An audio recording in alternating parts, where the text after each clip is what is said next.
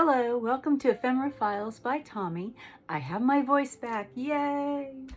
And I am getting into working on the February challenge with Dear Julie. I will put the hashtag right across here because I don't remember what it is right at this moment.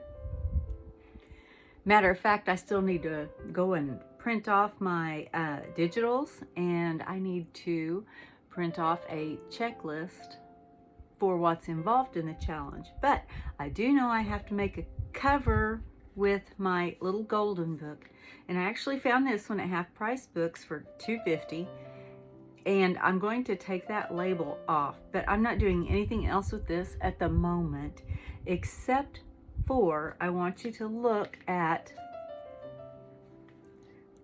the binding. I'm trying to see if that will show on there.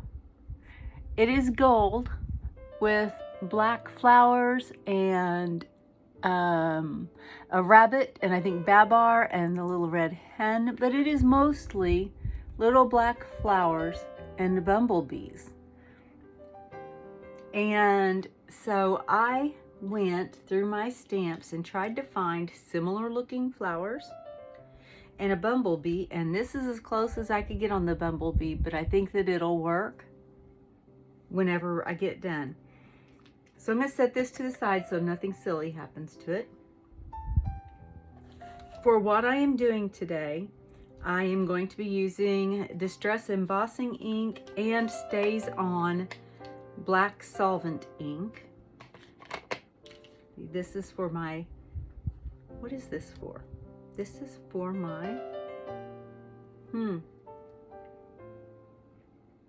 oh, it's for my embossing powder, which I don't have on the table, and that's why I couldn't think of what it was. This is also for embossing. I use it to remove the excess powder.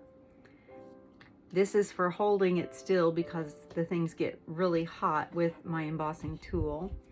I have a box that I have cut down, and I'm going to have to cut it down further. This is actually the exact same size as the little golden book cover. It's just taller.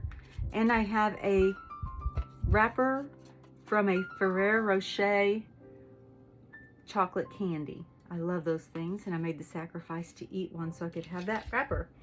So I'm going to grab my embossing powder, and I am using Hero Arts Ultra Fine embossing powder, and it's clear, and that's because I'm not really sure why I got this one out. I don't think I need it because I think that it'll work just with this, so I'm going to set that to the side as well.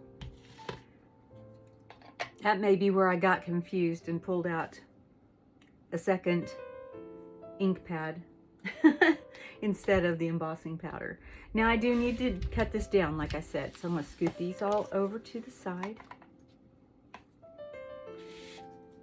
And I'm going to see where I need to cut this. Actually, I'm going to go from up here because there's a piece down here from the book. Let's see. I'm just going to mark that with my thumbnail real quick. And I'm going to go cut this, and I'll be right back.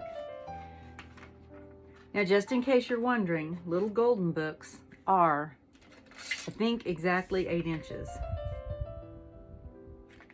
And then if you're going to go from the cover out, it's going to be just over 6.5 inches. If you're going to be going from the hinged part out, if you're making an altered book, it's going to be 6 inches. All right, and I only have one wrapper because somebody in my house doesn't realize I saved the wrappers. I'll show you another piece of art that I made using the Ferrero Rocher wrappers. I'll put a picture of it in right here while I'm getting this straightened out, that last little bit.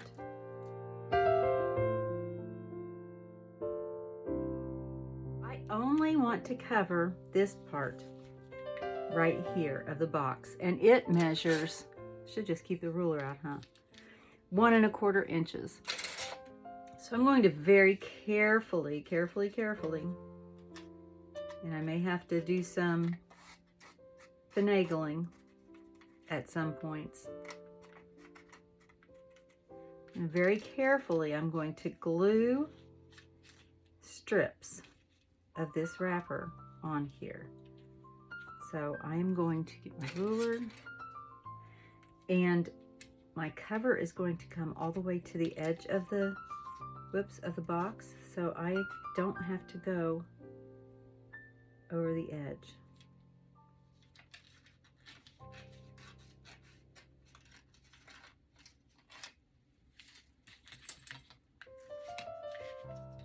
There's one. I'll just leave that there for measuring. That would probably be a good idea. And I am going to have to piece things together, like I said. Oh, look, that tear is just in the right place. Yay.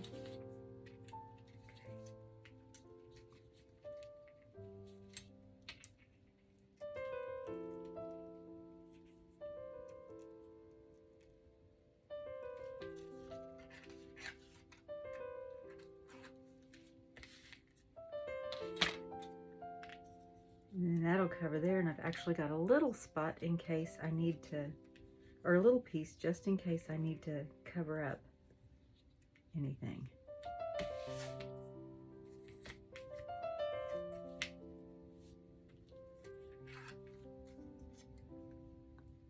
I'm going to put this to the side right there so it's safe from getting lost.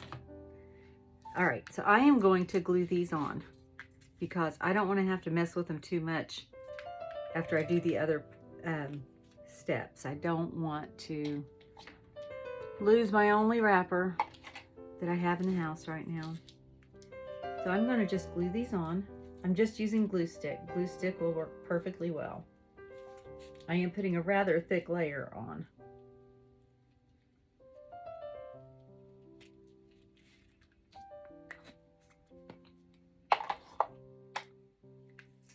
All right. Now I'm going to start down here. Just get that on there. And I'm going to go to the top.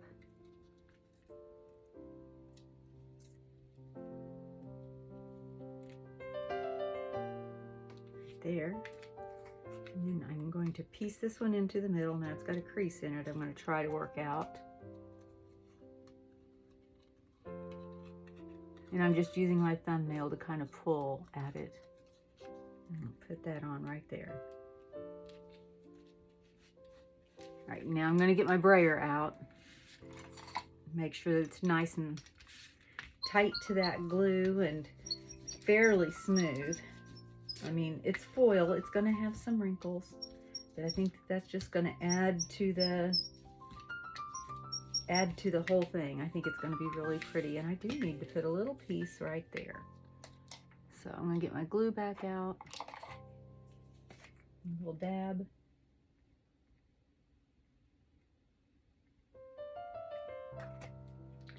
Tear off a little piece.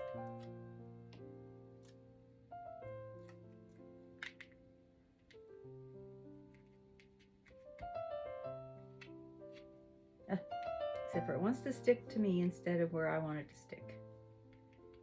That's just how it goes, right? All right. So I'm going to let that glue set up for a minute. Emboss that down just, or not emboss. Yeah, no. Brayer that down. Words are not working. There we go. All right. That's about as perfect as I could ask for.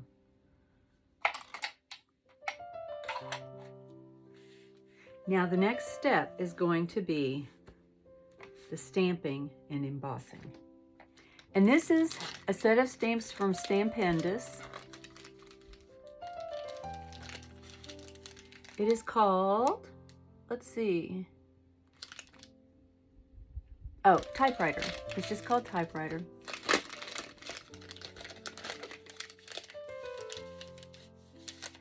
And I had it in there backwards, so it was hard to read the words. But it's a cute set.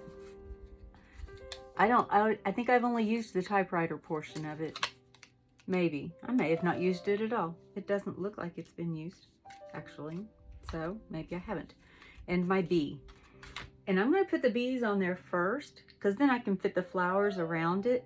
And I'm not going to put very many bees. I'm just going to put a few. And this is going to be a little time consuming. Or maybe not. No, it is. It is. It's going to be time consuming. Let's just face it. And I'm going to have ink all over my fingers. All right, so what I'm going to do is I'm going to use my StazOn ink. I'm going to use my Bumblebee here. And you need to have some airflow for this because this is stinky stuff. Make sure that it's inked really well. Actually, I'm going to test it over here. Yep, that works. That's going to be covered up, so I'm not going to worry about it. I'm going to put a bee there. And a bee here. And yeah, I know it's not showing up very well right now. And a bee down here. And I think that's probably enough bees.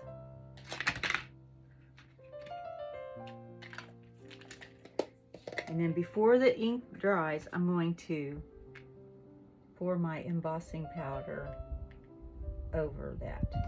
It looks like I may have to, I don't know if I'm going to have to switch inks or, gosh, that was a lot. I don't know if I'm going to switch inks or what. We'll see how this works out. I did not mean to pour that much of the powder on there. But it happens. I'm going to fold this backwards. And I'm going to empty the excess powder. I'm not tapping here, I'm tapping over here just to get the excess, and I can see where some of my glue that I used to put that little piece on was not dry. And so I am going to just come through and I'm going to try to clean up a little bit of the excess powder.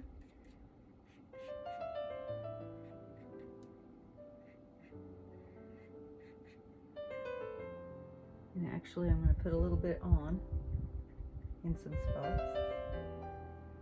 Okay. Because those little legs didn't get covered. And then I'm going to come back and remove the excess.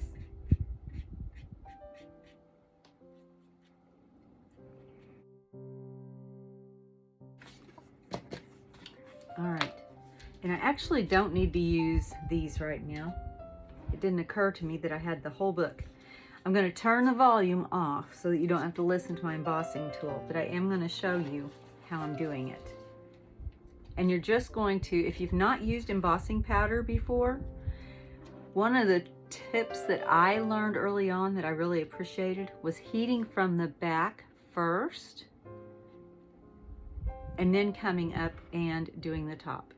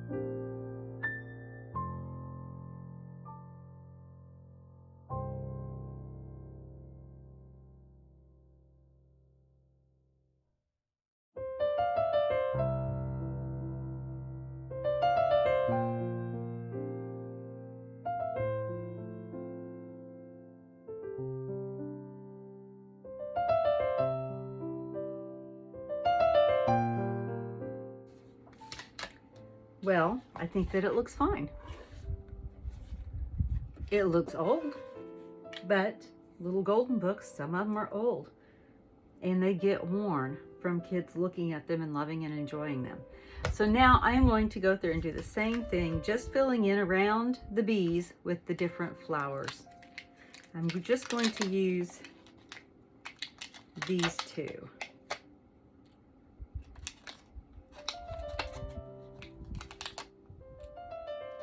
And I need a stamp block.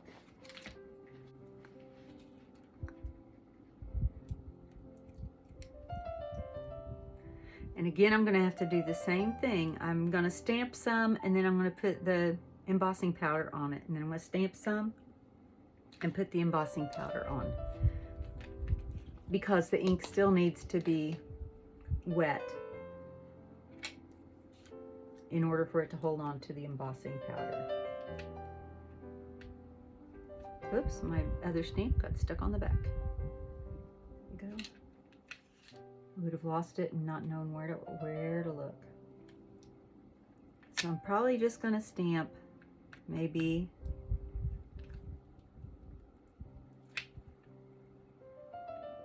three at a time.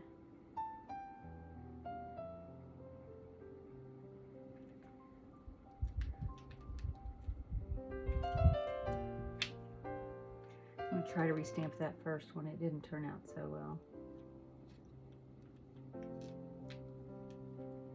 Well, it's a little better.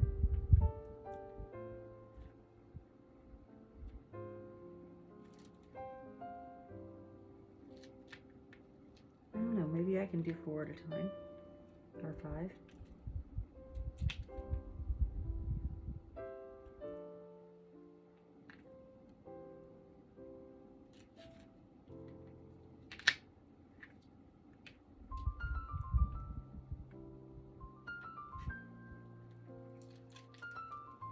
All right.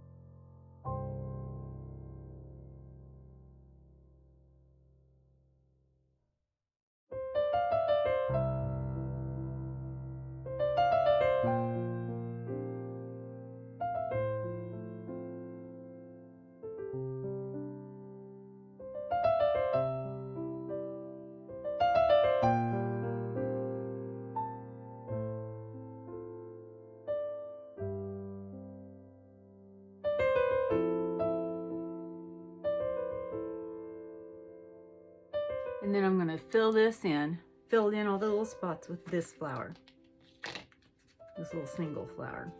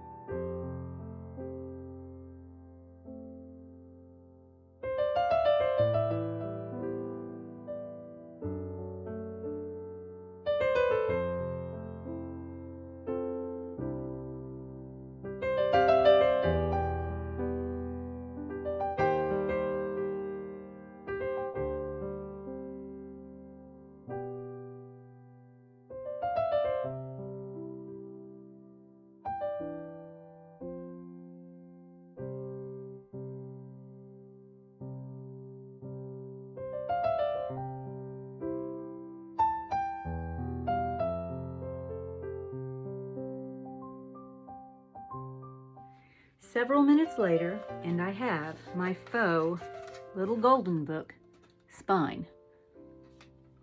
And it's going to look just like this, minus the price tag. I need to take that off. But it's going to look like this from the front.